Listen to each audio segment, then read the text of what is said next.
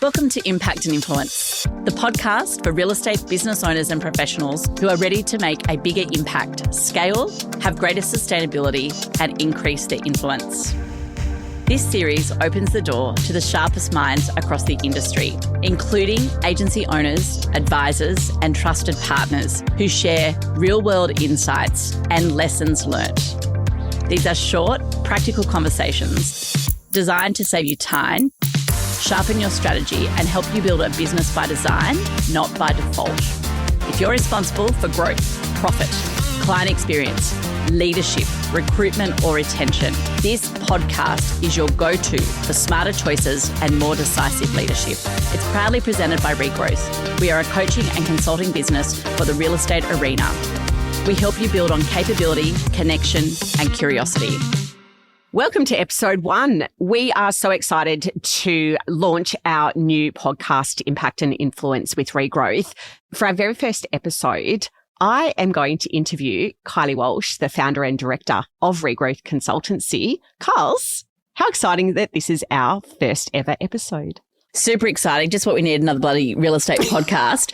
But hopefully we'll be a bit different, Loz. We've stayed away from it for a while, but pressure actually, which is really lovely from our clients, is like, why aren't you guys doing something and dropping in those little 5-minute fundamentals that you released on social media during COVID? So here we are. Yes. So this is going to be a combination of interviews with people who have had impact on our careers and our lives, as well as some, as Kylie said, 5-minute fundamentals from her and I around some practical ideas, because for those that know Kylie and I, we're pretty practical. Yeah, we don't like to overcomplicate it, Loz. It's what you see is what you get. So we want to take that approach and share what we can with you guys to essentially make some change in your business. Yeah, I think so. Look, we're so proud of the industry and what we've achieved. And there's so many unsung heroes out there, not just in the real estate arena, but in the business community that can share so many great things. And I always say nothing ever bad comes from having an awesome conversation. And that's what this podcast is all about. Yes, couldn't agree more with you. So let's start that conversation with you, Kylie. My first question. Oh, here we go. Why did you start ReGrowth? I hate it when people say they fell into things, because it was a little bit strategic, but it probably, when I sold out of Di Jones, I probably didn't know what I was going to do. And it was a difficult time for me in my life. I was going through a separation. We'd come off the back of COVID, and I started just helping out a few mates in their businesses. And then when a few people said to me, look, you're pretty handy in a classroom coaching, and you've helped us affect change with profit, or really helped us with that DD you did on the rent roll while you're on gardening leave, I thought perhaps I could make a business out of it. So just what you do when in the second wave of COVID is launch a coaching, consulting and events company. What not to do. There's a few lessons there, isn't there? Sure is. But I think it also talks to the fact that if you're really passionate about something and, you know, without blowing smoke, when you know where your strengths and weaknesses are, and I am okay at real estate. And I think that's something during our podcast that we want people to understand, is understanding your strengths and weaknesses and building great people around you. And I think I'm pretty good at scaling businesses and improving profit and coaching and competency. And I knew I had a great network. And I always say that your network is your net worth. So what's the worst thing that could happen? I'd rather try and fail than, you know, die wondering and kicking myself up the clacker later. Well, I think you've had a pretty big impact on a few businesses. But before we get to that, for those that don't know your story, can you give us a quick summary of what you've done in your career so far? Oh, my lordy. And I've done a Kylie, and I've gone around the world a million different times before I answered the question. So I'm just looking back and reflecting on a question why I started ReGrowth. When I actually got serious about why I wanted to do ReGrowth, it was around developing and evolving the competencies of professionals in our industry to get better every day, but focusing on core competencies that as an industry we don't often address. So things around client experience, things around connection with one another, and the key competencies for certain functionality. Like, let's face it, if you're going to be a sales agent, there's probably only 38 key competencies that you really need. And I think we've developed those frameworks out significantly to have a real impact. And most importantly is lift the perception of our industry out there. I'm really proud of it. And I used to be married to a lawyer. I got sick of sort of having the piss taken out of me at dinner parties and weddings and things when people would say, oh, okay, so you're a real estate agent. Oh, and then there'd always be a joke, or someone would always call us ambulance chasers. And I thought, hang on a second, I'm really proud of what this industry does. I'm proud of what I've achieved, and I'm proud of what this has done for, for our family and our wealth creation. So to answer that first question, improve the individual competency and client experience of the customer to elevate the perception of our profession. So sorry, I digress. That's okay. So we will do that a number of times, I am sure. So industry, 31 or 32 years in, I think, it's like when you hit 40, you lose count, you just stop counting because it's, some people say it's depressing, but I'm pretty grateful to get up every day. I studied marketing and accounting. And like a lot of people, got out of school and thought that's all, I wanted to do was carry a briefcase, wear a nice suit and work in Sydney. And when I finished those qualifications and started working in those areas, I actually didn't really like it very much. So my first job was with a guy called Philip Elmawi in Maroubra. He was in Elders office then. He's Ray White now. Probably doesn't remember me, but I'm going to send this podcast to him because I was probably the worst receptionist he ever had in his life. But one thing that resonated for me when I was working with Philip was he was is your energy will introduce you before you do. And always making sure that you bring the best version of yourself to work every day into any relationship. Long story short, went into property management and BD land. I do have an element of salesmanship around me. I love the hustle, love the deal, but more importantly, I loved matching people to property and property to people. Bought my first office when I was 21 and probably didn't know any better. Was working for a brand cross-selling property management and sales. And it was a great way to learn. I wouldn't recommend it though. And it was a company-owned office that got in a bit of financial trouble and wasn't well managed. And long story short, had an opportunity to buy that for not a lot of money. And negotiated a pretty good deal, was pretty successful there, did okay, sold that when I was 30, then went into corporate and got to work alongside two incredible people that changed my life really early. Brian Reid, who was my CEO at Elders Limited, and a guy called Ange Russo. And a lot of people in the industry will know Ange. And I was really lucky. They were divesting a few company-owned offices. And in addition to working in franchising and network performance coaching, I got to do a lot of divestment and acquisition, which is why I'm quite passionate about it now. With Ange going around having a look at what businesses were doing well and what they weren't doing well, and then making some recommendations through back to Brian as to which offices maybe we should keep or sell, in addition to my franchising role. And that was awesome. Then along came kids, did some time with Chris Maud, who's now head of network at McGrath, and learned a lot from Morty as well in relation to recruiting salespeople and developing leaders with high performance officers at LJ Hooker. Another baby, slow learner. And then wouldn't change anything though. The best thing that ever happened to me. I'm trying to be really quick here. And then I met a lady by the name of Di Jones, also introduced to me through Brian Reid, who changed my life forever. I still get a bit emotional when I talk about Di. She was phenomenal. Went to Di Jones in 2014 and had the honour and privilege of becoming one of the brand owners there, and sold out towards the end of 2020. But learnt about when you have belief and an excellent brand behind you, that it makes life a lot easier to recruit and scale and go into new markets. And it was probably the first time in my life I've ever got to work on a business and not in it. And the lessons that come from that are how much more you can achieve when you get the right people around you and you focus on developing leaders to lighten the load, client experience, and mastery of agency services. And I think all of those themes show in what you and we at ReGrowth do now, if I think about it. We're looking at each other and laughing because I hate talking about myself, Lauren Kerr. I know you do, but it's such a, I've just already written notes and I know your story and I've known you for a very long time, but I think there's some, one, really influential, impactful people in your story, but also some lessons that we keep learning, don't we? Sure do. Always learning, always learning. So I don't think it's a really easy question, my next one, but what is the biggest learning? I think there's so many, but a few things, and this is my personal journey, right? Do you, right? You can't say to people you should do this in your business because we're all at different stages and we have different wires. So like when you're younger in your career as a leader, and I'll be really honest about it, it's about making money and building wealth, or at least it was for me. As you grow in leadership and grow as a person and as a mum and as a partner, you learn that there's other things that are more important. And look, I'm a bit old school. Treat people as you want to be treated. committed. And, you know, as a mum of 2 girls, for me, it's all around integrity of self and it's really morbid, but what's going to be on my gravestone, right? So what will people say about me at my funeral? She was a good person. She had your back. She was loyal and you could count on her. So that's my biggest learning is you get back in life what you put out. Couldn't agree more. Could not agree more.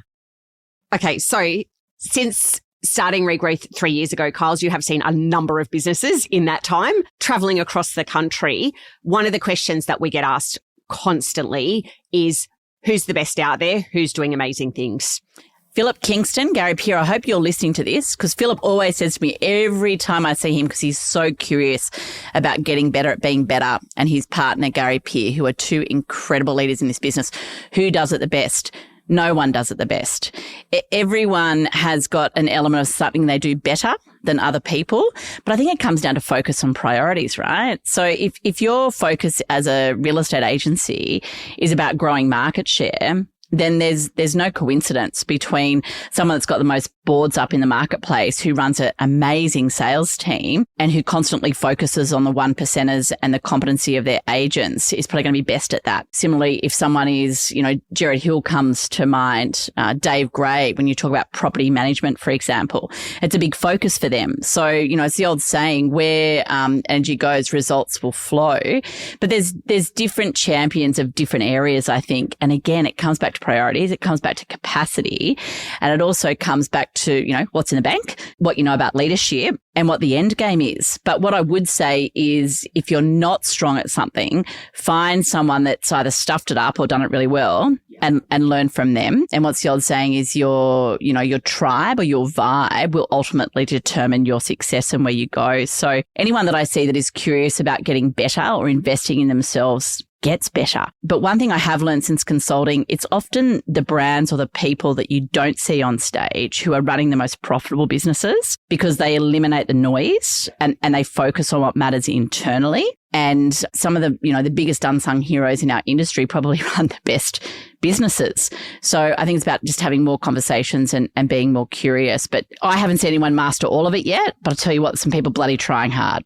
They are. And I'm going to add something in there too, because I think it's really important you don't get caught up in that comparison culture, which I think we're unfortunately can do, and it's easy to do. As Kyles has said, like just focus on you and what your business needs, what your priorities are for you and your business, rather than, you know, focusing on your competitor or someone else across the country that, you know, might look like they have and could have a great business.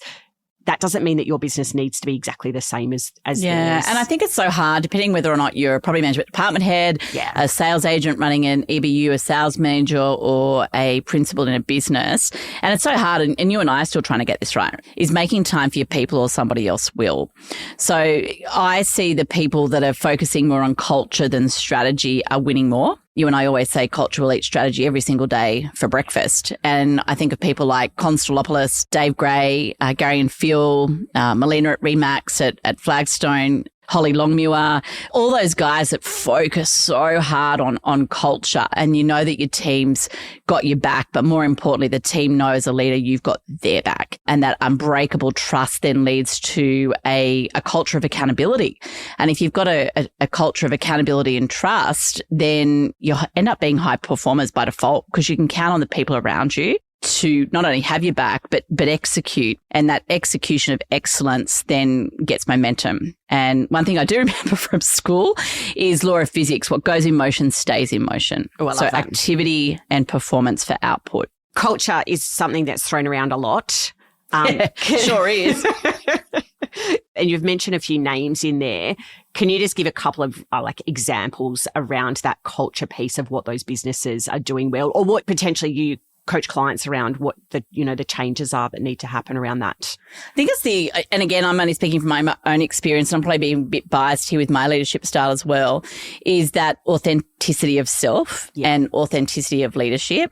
I mean, people can smell bullshit a mile away, right? So let's say I've got an office and you're working for me and you're a property manager or a sales agent, and someone comes and taps me on the shoulder and says, hey, you better go and talk to Lauren. She's being recruited by X, Y, and Z up the road, and I've not given you any love for the last couple of months or spoken talking to you about life or, how your daughter's doing or anything. And then all of a sudden, I'm all over you like a rash. They can smell that. So I think we often see in a business culture destroyers, and things that we see around that are, the cool gang. Or the groups that go out together with the business owner, or go the races or out on the boat or conferencing together and party together. It's the hardest thing in leadership, right? Is to be far enough in front that you're still side by side by your people.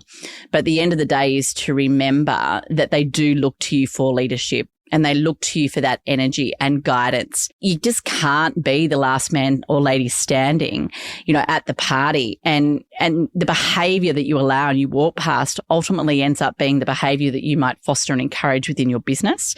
So I think being very, very careful around that. But look, I'm still stuffing it up and getting it right. But culture is just the way of being, right? We can feel it when we go in an office. We walk in and a business owner or a sales manager sometimes says to us, oh, bloody salespeople or bloody team, they can't even be on time to the sales meeting, or they don't turn up.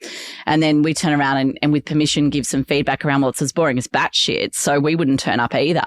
Or you're 5 minutes late, or you sit there on your phone. So again, is having a look at self, right, before you go and throw stones. But yeah, look, it's something that we're still finding as we go along. But ultimately, culture will define everything in your business: retention, recruitment, attraction of new people, new clients. It's just so incredibly important. But what I will say around culture, having stuffed this up, is making sure that you're offering things and fostering things within your organization that people value. There might be things that you're doing around culture that you think are great for team, and they're like yawn, right? Oh, we don't want that. So what does your customer want? And you and I talk a lot in these podcasts and in our training and coaching around your internal customer being your team. So guys, if you're listening and we talk about internal customer, we're talking about the staff or the team, and external customer are the people that transact with the real estate agency.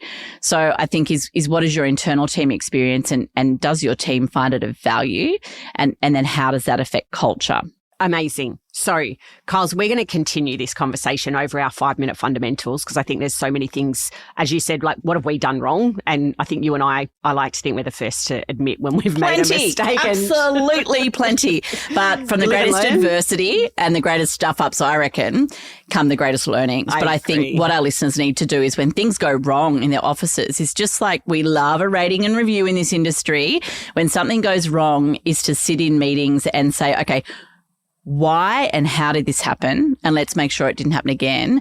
Capture that, put it into a case study, put it into a learning training library or intranet, and make sure that there are learnings and you're having conversations around it. And it sounds terrible, but allow people to make mistakes, because if you try and save them all the time, you're going to create a culture of savior leadership. And it's okay to take a little bit and push a little bit and stretch people, because that's when amazing things happen in leadership. So allow people to make mistakes, just not frequently over and over again, right? Yeah. Good advice. So, Kyles, my last question before we wrap up. Here we go. What's in store for Regrowth this year? Less is more, right? So we have done so much and continue to have great brain explosions. But I think particularly for us, it's like getting really, really granular and defined on the things that we're best at. And because we've got so many amazing and high-performing clients, they're good at feedback, right? Of what we're good at and what we're not good at. And I think it's like any business owner, is we've needed that 2 or 3 years to work out also what we're passionate about and what we want to deliver most on and be remembered for. So to define what is in store for regrowth, less is more, finding the gaps and improving the competencies by focusing on the 1% that matter, or the 1%ers that matter. Kyles, thank you. I know you hate talking about yourself, so great. I appreciate you sharing that. Guys, that is our first episode. So we're looking forward to rolling out not just Kylie and I talking, but also some amazing interviews over the first series for Impact and Influence. Yeah, so reach out. Let us know if you want to be on, you've got a story to tell or something to share that will have an impact or an influence on others in our industry. Thanks for joining us on this episode of Impact and Influence. Click follow to get notified about future episodes. Leaving a review helps others find the podcast.